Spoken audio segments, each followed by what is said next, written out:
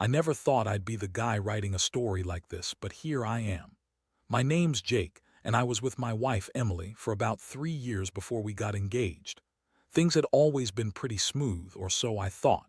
She's got that icy attitude, always acting like she's better than everyone else. Smart, beautiful, a little bitchy, but I loved her for it. We were planning our wedding, and I was genuinely excited, even if I knew she sometimes had a sharp tongue. She'd lie about little things, forgetting she promised to call or cancel plans last minute, telling me she was working late when I'd find out she was out with her friends or at some guy's place. But I brushed it off, convinced she was just busy or stressed. Looking back, there were signs I ignored. She'd get weirdly defensive when I'd ask about her phone or her plans. Once I saw her quickly delete messages when she thought I wasn't looking. I didn't push because I was head over heels, and I figured everyone has their secrets. Still, I knew something was off, especially when she started acting even more distant. She'd vanish for hours, lie about where she'd been, and when I pressed her, she'd say I was paranoid or insecure. I was trying to trust her, but that little voice in my head kept whispering, something isn't right. Then came the night that changed everything. I was sitting on the couch, about a week before the wedding, scrolling through my phone out of boredom. I wasn't snooping, I swear. I just saw a message pop up in her notifications. It wasn't even on her phone screen, it was in her messages app, and I caught a glimpse of a name I didn't recognize. It was from a number saved as BFF, but the message was from a completely different name. I paused. My heart started pounding. I clicked on it, and what I saw knocked the breath out of me. It wasn't just a friendly chat. It was plans to meet up, to run away together. They talked about how she hated her life with me, how I was dull and predictable, and how she finally found someone who could give her the excitement she craved. I felt like I'd been punched in the stomach. My hands trembled as I scrolled through more messages. They were talking about sex, about sneaking around, about how to keep this secret from everyone. She was planning to leave me right before our wedding with my best friend. I couldn't believe it. I thought I knew her. I thought I trusted her, but she'd been lying to my face all along. I closed the app quickly, trying to process what I'd just seen. My mind was racing. I felt betrayed, humiliated, and furious all at once. How could she do this? How could she lie to me so easily? I felt like I was stuck in some terrible nightmare that I couldn't wake up from. That night I didn't sleep. I kept going over everything I'd seen, questioning if I'd missed the signs, wondering how long this had been going on. I didn't tell anyone. What's there to say? My best friend, the girl I'd trusted, the girl I was supposed to marry. It was too much.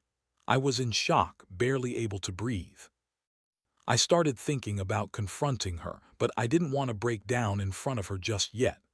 I needed to plan, to understand exactly what I was dealing with, and most of all, what I was going to do about it. The next morning I woke up feeling like I had been hit by a truck. My mind was a mess, racing through everything I'd discovered the night before. I couldn't get those messages out of my head. I kept replaying her words, her promises, her lies. The thought of her sneaking around behind my back with my best friend made my blood boil. I couldn't believe I was such a fool. How could she lie so effortlessly? And why? What was she getting out of this? I kept asking myself if I had missed obvious signs, if maybe I wasn't enough, or if she'd just been pretending to love me all along. I knew I couldn't keep this inside. I had to confront her, but I also knew I needed to be prepared. I spent the next couple of hours digging for more evidence, screenshots of the messages, her recent location history, even some of her social media activity. I wanted to see if there were other clues I'd missed. The more I looked, the more I felt sick. She'd been lying about everything, her whereabouts, her feelings, her loyalty. It was a total betrayal, an absolute slap in the face. Finally, I decided I couldn't wait any longer. I called her at work using a fake excuse about an emergency. When she answered, I told her I needed to see her ASAP. Her voice was sharp, defensive right away. She snapped at me, asking what was so urgent. I told her I had something to tell her face to face. She agreed, sounding annoyed but not suspicious enough to blow it off. When she got home that evening, I was already waiting in the living room, my heart pounding. She strutted in, arms crossed, her usual bitchy attitude on full display. I looked her dead in the eyes and said, "We need to talk. I know about the messages. I know you've been cheating on me with my best friend and you've been planning to run away with him right before the wedding." Her eyes widened for a split second, then she scoffed and rolled her eyes. "Oh, please. You're overreacting. You're just jealous because I didn't tell you about some stupid messages. It's not a big deal." "Maybe I was just bored," she said, trying to brush it off like I was crazy. She had this ridiculous smirk on her face, like she thought she was some kind of clever girl pulling a fast one. I could see right through her. Her lying was so obvious I almost felt a little bit of pity, like how cheap she thought I was to fall for her bullshit. I didn't let her get away with it. I pressed her harder, asking what the hell she thought she was doing. That's when she started to get bitchy, throwing accusations back at me, calling me insecure, saying I was paranoid and jealous for no reason. She told me I was overreacting and that I didn't understand her, that she was just having some fun, that it didn't mean anything and that she'd never actually leave me. But I knew better. I saw the truth in her eyes. She'd been lying all along and she didn't care how much she hurt me. Her excuse about just having fun made my stomach turn. I couldn't believe she was pretending like this was all innocent. Meanwhile, she was actively planning to run away with my best friend. I felt so sick, like I'd been punched in the gut a second time. I told her I couldn't trust her anymore, that I was done and I needed some space to think. She just shrugged, acting like I was overreacting even as I was seeing through her lies. That's when I realized this was a betrayal I'd never recover from, and honestly, I don't think I want to. After that confrontation, I felt like I was walking around in a fog. My mind kept replaying her words, her smirk, the way she lied so effortlessly. The hardest part was knowing she didn't even seem sorry or guilty. She was just angry that I caught her. I was furious, crushed, and deeply humiliated. I couldn't sleep that night. Every time I closed my eyes, I saw the messages, her face, the way she looked at me like I was nothing. I kept asking myself how I missed all the signs, how I let her get so deep into this lie. In the days that followed, I started to feel the full weight of her betrayal. I found myself questioning everything, my judgment, my worth, whether I ever really knew her. I thought about all the moments we shared, all those plans for the future, and how she'd shattered them in an instant. I felt humiliated, like I'd been played for a fool. But beneath the anger was a deep, aching sadness. The kind of sadness that makes your chest tighten and your stomach churn. I kept thinking about the life I wanted, the woman I believed she was, and how everything had come crashing down so suddenly. I knew I had to decide what to do next. I couldn't just sit there feeling sorry for myself. I started making a plan, one that would give me some control over this mess. I couldn't stay with her, I knew that now. I couldn't trust her, not anymore. So I reached out to a lawyer, started looking into my options. I also needed to see if I could find the evidence I needed to move forward to protect myself legally and emotionally. I didn't want to just walk away without a plan. This wasn't just about heartbreak. It was about taking control of my life again. Meanwhile, Emily was acting like everything was normal. She'd text me, act like she still loved me, but I could see the fake smile, the little irritations when I wouldn't respond fast enough. She was trying to keep me hooked, to make me doubt myself, but I wasn't falling for it. I started to detach, mentally and emotionally. I'd been betrayed in the worst way, and I knew I couldn't keep pretending everything was okay. The trust was gone, evaporated like smoke. One day, she finally pushed me too far. She accused me of spying on her, of invading her privacy, and called me insecure.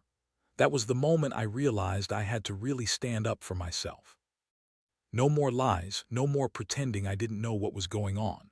I told her I'd had enough, that I was done playing her game. I told her she could keep her lies, her plans to run away, and her new friend. At that moment, I decided I was going to end it, not just our relationship, but the whole fake facade of trust I'd been holding onto. I was done with her manipulations and lies. That night, I sat alone in my apartment, feeling numb but clear. I finally accepted that I couldn't fix this. The woman I loved had turned into someone I barely recognized, a liar, a cheater, a manipulator, and my best friend, betrayer. I felt the sting of betrayal so raw, so real, that I knew I'd carry it with me for a long time. But I also knew I had to move on. Whatever that meant, separation, divorce, cutting her out completely, I had to do it for myself. I couldn't live in a lie anymore. This was the harsh truth I had to face, and honestly, it was the beginning of me rebuilding from the wreckage she left behind. The days that followed were a blur. I spent most of my time in that state of numbness, trying to process what had happened, trying to figure out what my next move was supposed to be. Honestly, I felt like I was standing on the edge of a cliff, ready to fall but not sure where I'd land. I kept replaying her words, her sneering attitude, the way she lied so effortlessly to my face even as she was planning her escape with my best friend. It was like a punch to the gut every time I thought about it. I couldn't believe I'd ever trusted her, let alone spent so much time loving her. I started reaching out to a few close friends, mainly just to vent and get some perspective. The first thing they kept telling me was that I deserved better, that I shouldn't stay in something that was clearly broken. But even with their support, I still felt this crushing guilt, like somehow I was to blame for not seeing the signs sooner. Maybe I missed things. Maybe I should have known she was capable of this level of betrayal. But deep down, I knew it didn't matter. The truth was, she lied. She betrayed me. She abandoned everything we'd built just for some quick thrill. I decided I needed to get some physical space from her. I packed a bag, took all the evidence I had, screenshots, her messages, the location history, and went to stay at my brother's place. I knew I couldn't keep living under the same roof, not with her lying around, pretending everything was normal. The first night away was the hardest.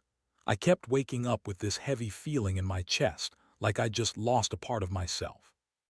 I kept asking myself if I should try to fight for her, to fix this mess, or if I should just walk away for good.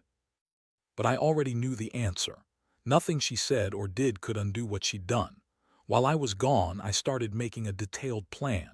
I contacted a lawyer, got the paperwork ready, and started to think about what I wanted to do legally.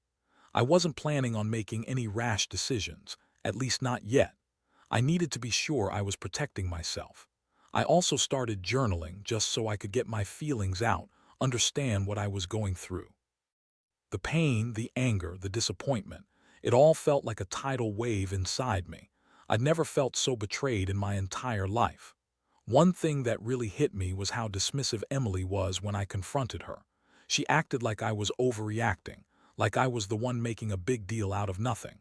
She kept saying she was just having some fun, and that I was insecure if I thought she was capable of cheating. That really made me see how manipulative she was.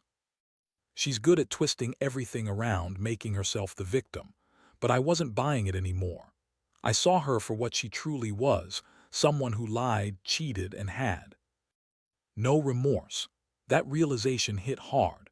I started to understand that I needed to walk away, not just for myself, but to break free from her toxic game. The toughest part was accepting that I might never get closure from her. She'd lie, spin stories, and act like everything was fine, like I was overreacting. But I knew the truth. I knew what she'd done. And I knew I couldn't stay in that place of hurt and betrayal forever. I had to find a way to move on, even if it meant starting over completely. The pain was real, but I also felt a small spark of relief. A part of me was glad I finally saw her for who she really was. That was the only way I'd be able to rebuild my life, by accepting the truth, no matter how brutal it was. After a few days of being away, I started to get some clarity. I realized that I couldn't keep pretending to be okay around her, nor could I keep living in this limbo. Every time I thought about her sneaking around, planning to leave me for my best friend, it made my stomach turn. The betrayal was so deep I knew I had to cut all ties if I ever wanted to heal. So I made the decision, no more games, no more excuses. I was going to end this once and for all. The next step was telling her I was done. I knew she'd fight back, try to manipulate me into staying, but I didn't care anymore. I didn't want to hear any more lies. I needed her to know that I saw through her, that I was no longer going to be her fool. I called her, told her I would come by to pick up my things and that I wanted to talk in person. She responded with her usual bitchy attitude, saying I was overreacting and that she didn't do anything wrong. She told me I was just jealous, that I was insecure, and that I was making a huge deal out of nothing. But I wasn't listening. I'd already made my mind up. When I arrived at her place, she greeted me with that fake smile, like she knew she was in control. I didn't give her the satisfaction of seeing my anger. Instead, I laid out everything, how I knew about the messages, her plans, her lies. I told her I was done being played and that I wanted nothing to do with her anymore. That's when she got angry, started yelling, calling me names, accusing me of being controlling and paranoid. She said I was overreacting, that I was crazy for thinking she'd do something so stupid. I just looked at her and said, "You lied, you cheated, and you planned to run away with my best friend. I trusted you, and you threw it all in the trash." That was the moment I finally felt free. It was as if all the pent-up rage and heartbreak finally exploded out of me. I told her she could keep her lies, her excuses, and her pathetic attempt at making me feel guilty. I told her I was done. She cursed at me, called me jealous and insecure, but I didn't care. I knew the truth now. I knew I deserved better. I packed up my things, left her standing there, and walked out of her life for good. The aftermath was just as hard as I expected. I felt empty inside, like someone had ripped a part of me away. I was angry at her, furious at myself for trusting her, but also a little relieved. I finally saw her for what she was, a manipulative, selfish woman who couldn't be trusted. I'd lost the girl I thought I knew, but I was also gaining my freedom. I started focusing on myself, on healing, on moving forward. It's not easy, and I still have days where I feel the sting of betrayal, but I know I did the right thing. I refuse to be a victim of her lies anymore. Looking back, I realize that this whole nightmare has taught me something important. Never ignore the signs, and never stay in a situation where your trust is broken. People show you who they really are, sometimes too late, but you have to be brave enough to walk away when you see the truth. I don't regret what happened, because it forced me to face reality and take control of my life. Now, I'm starting over, and honestly, it feels a little like finally breathing again. As I sit here reflecting on everything, I realize how much this entire ordeal has changed me. Betrayal like that cuts deep. It's a wound that doesn't easily heal. But somewhere in the chaos, I found a kind of clarity I never had before. I learned to trust my instincts more, to listen to that little voice that warns you when something's off. I also learned that people can surprise you, sometimes in the worst way possible, and that you can't fix everyone, no matter how much you want to. Walking away from Emily was the hardest decision I've ever made, but it's also the best one. I don't regret it because staying would have meant accepting her lies, her manipulations, and losing myself in the process. I've come to understand that real strength isn't about holding on to someone who betrays you, it's about knowing when to let go, even if it hurts like hell. I've started to rebuild my confidence piece by piece. I won't lie, some days are still tough. I still feel that ache, that sting of betrayal that lingers in the background. But each day, I remind myself that I deserve better.